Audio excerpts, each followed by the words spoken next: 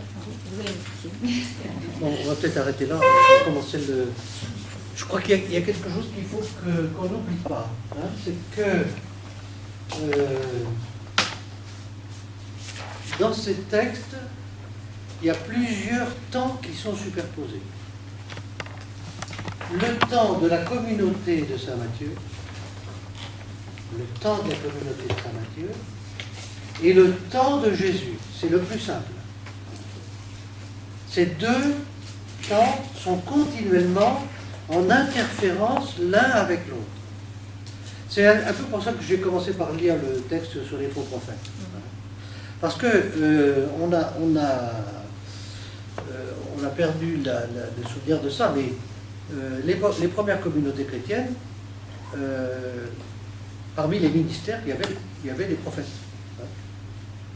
Et d'ailleurs, lorsque Saint Pierre fait son premier discours dans les Actes des Apôtres, il dit « Le royaume de Dieu est arrivé parce que maintenant tout le monde prophétise. Tout le monde est capable de dire ce que Dieu a fait pour lui et ce que Dieu veut faire avec tous. » Et c'est très important parce que pour les Juifs de l'époque, il n'y avait plus de prophètes depuis pratiquement la fin de l'exil. Le dernier, c'était Zacharie, c'est le dernier prophète après l'exil.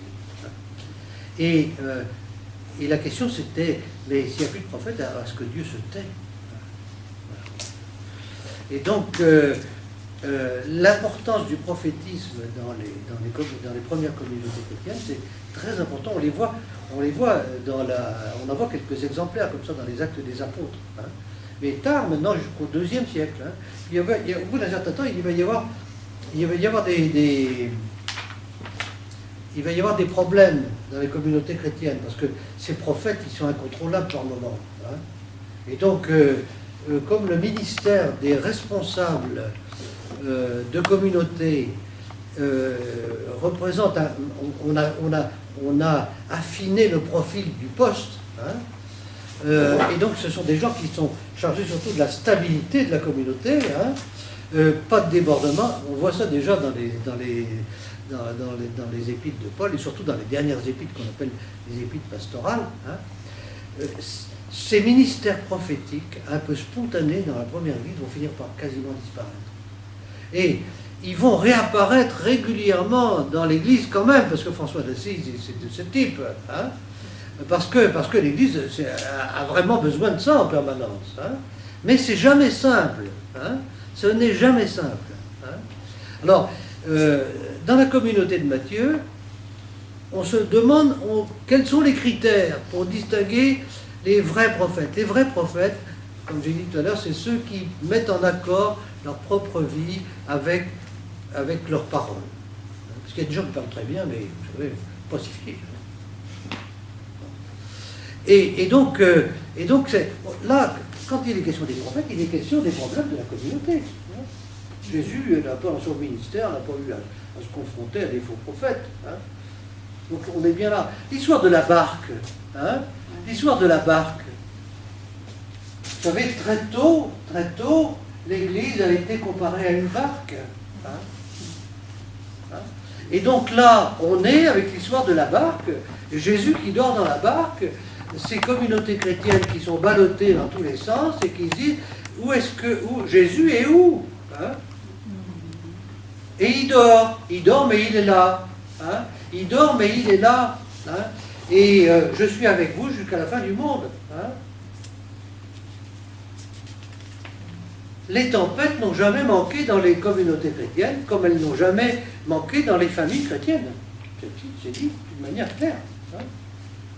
Donc, ne pas oublier ça, parce que quand on se rappelle cet arrière-fond, cette clé, ça aide à comprendre un certain nombre de... Surtout que là, nous sommes dans un discours qui concerne la pratique missionnaire des disciples. La pratique missionnaire des disciples, là. Et vous avez très très bien remarqué que Jésus rassemble ses disciples, non pas pour leur dire voilà ce que vous allez transmettre, voilà ce que vous allez raconter, hein, pas du tout, hein. Il dit, voilà comment vous allez être. Voilà dans quelle posture vous allez vous mettre. Hein. Et pour être sûr que ça rentre, alors Matthieu commence par nous raconter ces 10 miracles, hein, qui montrent quel est le style de Jésus. Quand Jésus dit le royaume de Dieu s'est approché, ce n'est pas une abstraction pour lui, c'est lui qui s'approche des gens. Il s'approche. Jésus, c'est un ministère de proximité et c'est un ministère d'itinérance. Il est toujours par route et par chemin. Hein.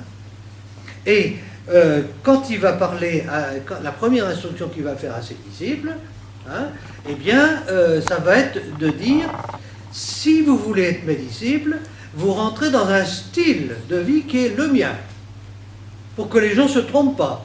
Et si vous rentrez dans ce style de vie, alors il n'y aura pas de problème, les gens reconnaîtront de quelle autorité vous êtes. Est-ce que vous voyez un peu quelque chose qui est tout à fait frappant, on a arrêté de lire au début du chapitre 11, hein. Alors on a l'impression qu'après toutes ces instructions, Jésus va leur dire, maintenant c'est le moment d'y aller après tous ces trucs-là. C'est concis. Pas du tout, c'est pas du tout ce qui se passe. Jésus se remet à prêcher, il s'en va. C'est comme si ils n'étaient pas prêts. Hein. C'est comme s'ils n'étaient pas prêts. Ils sont certainement pas prêts. Et c'est pour ça que le seul endroit dans Saint Matthieu où ils sont appelés apôtres, c'est le moment où ils sont institués là. Hein. Mais pendant tout le reste du temps, ils continuent à être des disciples parce qu'il faut qu'ils apprennent. Hein. Et il va falloir qu'ils apprennent le style de Jésus jusqu'à sa mort et jusqu'à sa résurrection. Comment est-ce que Matthieu nous caractérise le style de Jésus? C'est en nous rappelant, vous savez, ce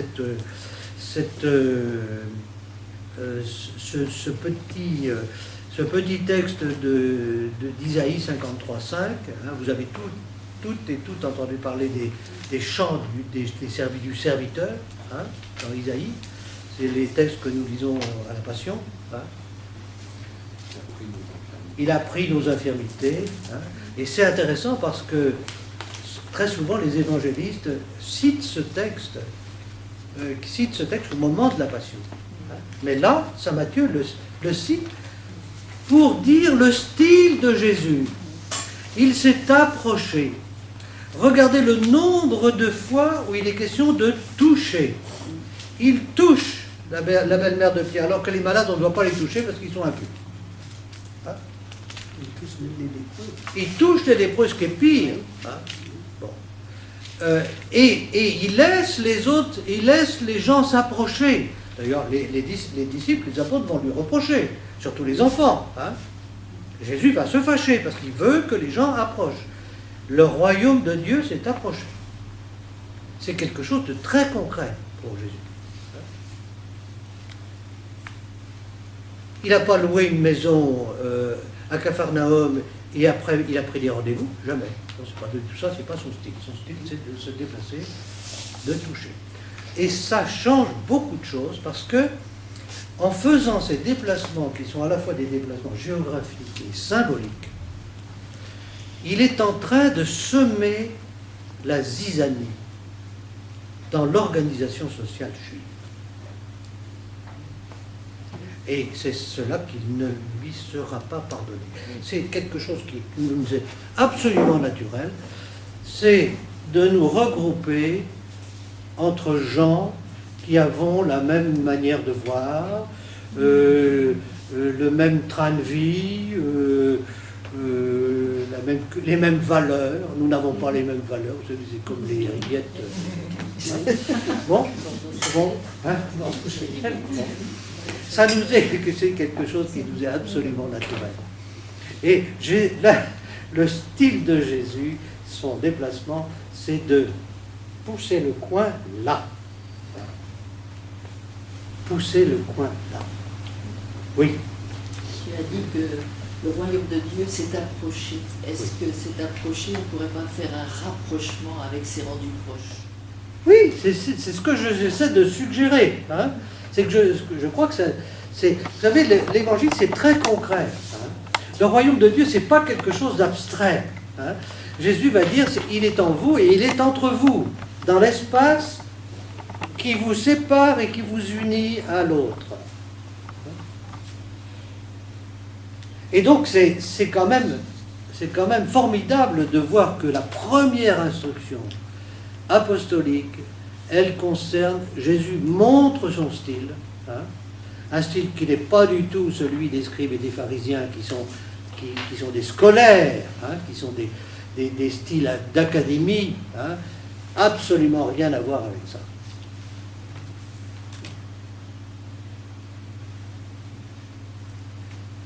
Et en même temps, quelqu'un fait dans le groupe hier a fait la remarque, quand on lit ces 8 miracles l'un à la suite de l'autre, hein, où dans tous il est question d'impureté et de transgresser quelque chose, hein, en même temps on ne peut pas ne pas penser à cette métaphore que notre pape nous serine de temps en temps, que l'Église doit être un hôpital de campagne. Hein. Qu'est-ce qu'il a fait? Est un hôpital de campagne. Hein. Hein. C'est exactement ça. Hein. Il se déplace, il guérit, il approche, etc. Hein. Bon. Alors, c'est sûrement pas... Là, il y a il y a un effet d'accumulation, hein, qui paraît un peu artificiel, hein, mais c'est bien ça dont il est question. Alors, il y a un petit développement qui est intéressant. On l'avait vu peut-être avec Saint-Matthieu, mais c'est un épisode qui a dû avoir beaucoup d'importance dans la première communauté chrétienne, parce que les 3 synoptiques le rapportent, et le rapportent longuement. C'est l'histoire des deux habitants de Gadara, hein, qui ont été manifestement exclus de leur communauté pour des raisons qu'on ignore, et qui ont trouvé refuge dans des tombeaux, c'est-à-dire que ce sont des morts vivants, hein, et qui sont redevenus un peu, qui régressent vers l'état sauvage. Et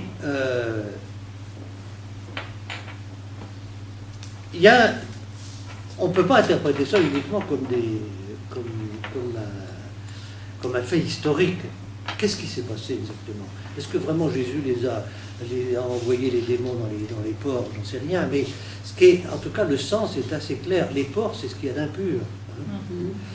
Et surtout, je crois que le sens de l'épisode, c'est la réaction des gens, des gens de la ville. Ils auraient dû être contents que ces deux habitants puissent être réintégrés. Pas du tout. C'est une véritable catastrophe. Ils sont guéris, mais c'est une véritable catastrophe.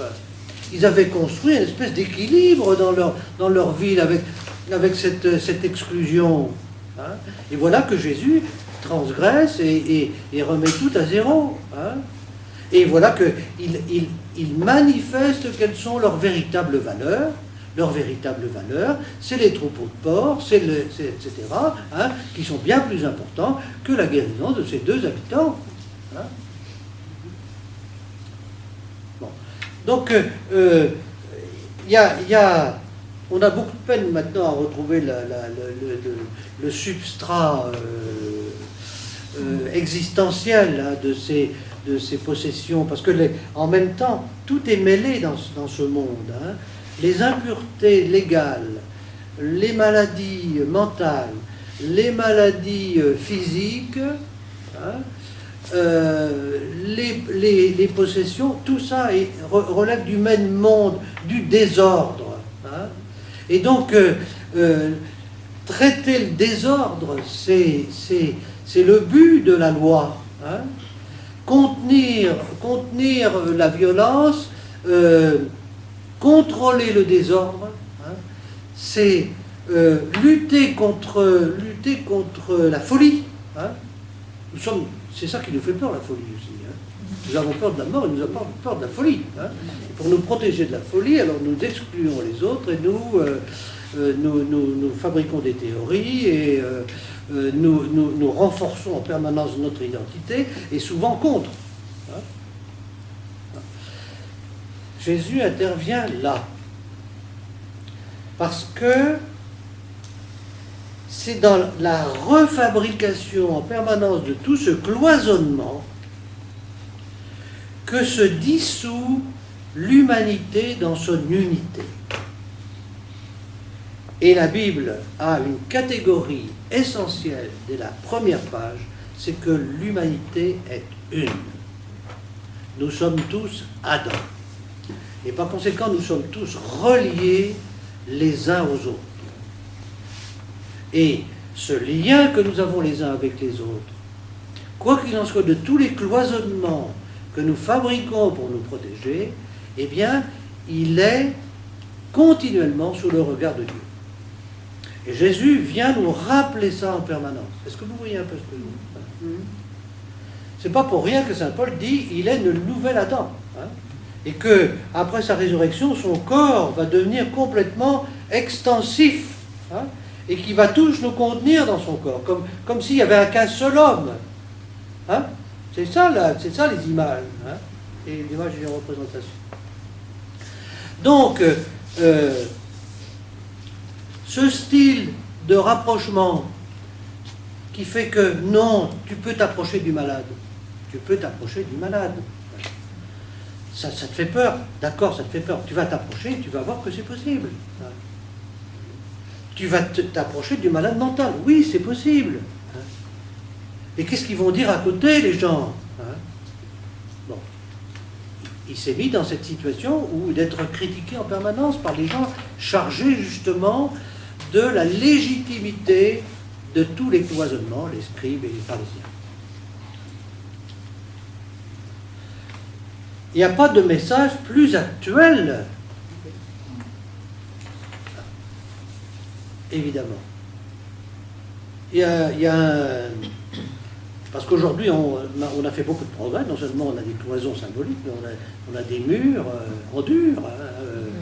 Bon. Hein, alors, de temps en temps, il y en a qui s'effondrent, mais il y en a d'autres qui se montent à côté. Hein, bon. Bon.